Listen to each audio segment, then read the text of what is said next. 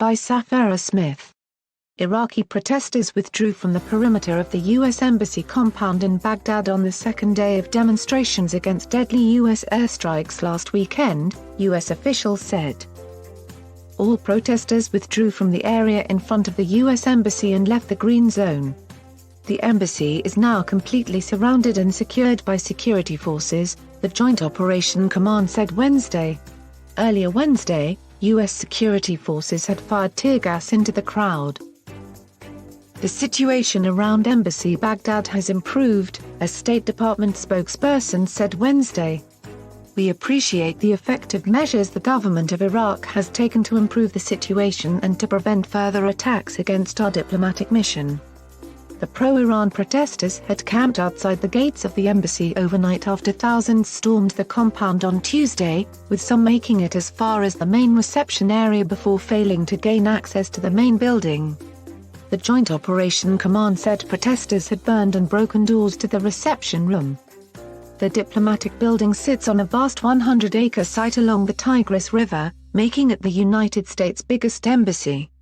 Defense Secretary Mark Esper announced Tuesday that the United States was sending about 750 soldiers to the Middle East in the wake of the embassy's storming. More personnel were on standby to deploy if needed, he said.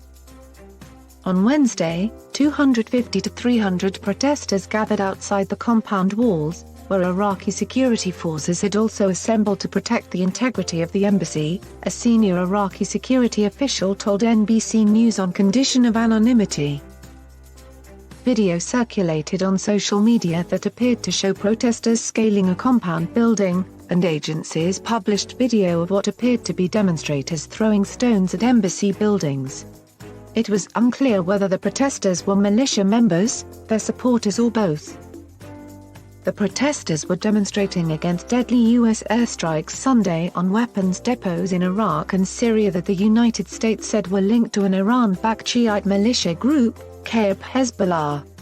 At least 25 fighters were killed in the strikes. The United States blames the militia for attacks in recent months on the basis of the U.S.-led coalition that is fighting the Islamic State. Ka'b Hezbollah, also known as the Hezbollah Brigades in Iraq, is separate from the Lebanese militant group Hezbollah. It operates under the umbrella of the state-sanctioned militias, known collectively as the Popular Mobilization Forces. The American troops in Iraq are supposed to either train Iraqi forces or to combat terrorism. But the killing of members of the HASHD al-Shaabi, Popular Mobilization Forces, this is something unacceptable, Mohammed El-Haidari, the director of doctrinal guidance for the forces, told Reuters. So, for this reason, we are coming here, until the U.S. troops leave Iraq, he added. Foz Georges, a professor of international relations at the London School of Economics and Political Science, said the Trump administration's decision to strike the militia to send a message to Iran was monstrously miscalculated. It provided Iran with a breathing space in Iraq after months of mass protests criticizing Iranian interference in the country's internal affairs, he said. It united most political forces in Iraq against the U.S. Massive anti-government protests have raged across Iraq since October, fueled by anger at widespread corruption and economic mismanagement, as well as Iran's heavy influence over the country's internal affairs. The uprisings prompted the resignation in November of Iraqi Prime Minister Adil Abdul Mahdi, who is still serving as a caretaker.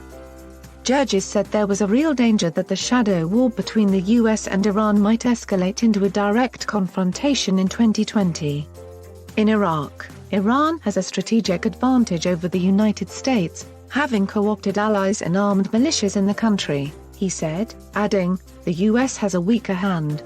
Esper said President Donald Trump ordered the deployment of U.S. troops on Tuesday, describing it as an appropriate and precautionary action taken in response to increased threat levels against U.S. personnel and facilities, such as we witnessed in Baghdad. Sanam Bakil, a senior research fellow at the London think tank Chatham House, said in an interview that there was no back channel between Tehran and Washington, describing it as a huge problem.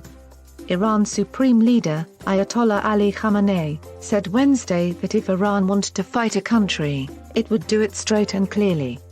The people of this region hate the US. See what they have done in Afghanistan, Syria and Iraq, he said.